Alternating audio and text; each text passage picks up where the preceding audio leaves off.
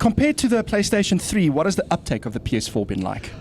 On a like-for-like kind of life cycle stage, we kind of 40% up on PS3. In truth, at kind of launch, it was a little challenging because we didn't have kind of supply was difficult. So we'll probably get a fair measure kind of once we've been through this festive. But we would expect at least at this like-for-like period, it'd be at 50% up on PS3 at the same point. And is that indicative of greater uptake of the product, of a growing, just generally the gaming market in South Africa growing? What would you say would cause that growth?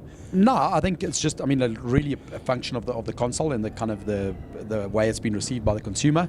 In terms of the consumer base itself, I'm not sure that's growing at a hell of a rate. To support that, I think it's really more of a function of the console.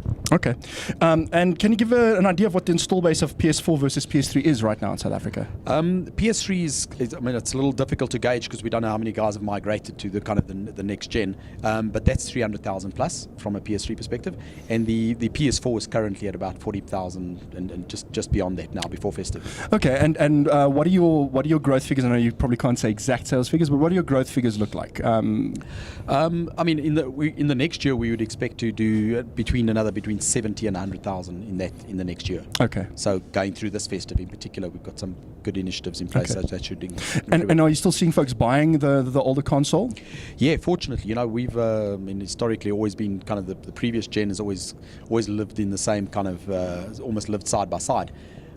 So yeah, we've still seen people buying the PS3 and we've got kind of a few initiatives in place to kind of add value to that PS3, which is still going to be a good buy. Let's talk about the competition. The Wii U has been available, as I remember, in South Africa before the PS4, but the PS4 has had kind of the run of the country since it's launched around Christmas last year. Now the Xbox One's launched locally. What do you expect from the increased competition?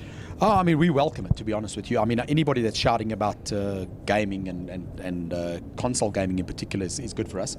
The reality is people buy the consoles, either the PS4 or the Xbox, because of the content. And most games, as you well know, are kind of across the format. So if somebody's advertising, Call of Duty, or they're advertising Batman, it's all about the gaming, and then it comes to personal preferences and kind of brand loyalty and the like. So we're very encouraged by it, and also from a Ster-Kinekor perspective, we distribute a fair amount of Xbox software ourselves. So we're excited that they're going to kind of be in market now. Okay. From a Wii perspective, I guess it's no secret it's been challenging in the market for them. I'm not sure where that's all going to end up. But we do some of the software, and it's really become kind of nominal. So we're a little concerned where that all ends up.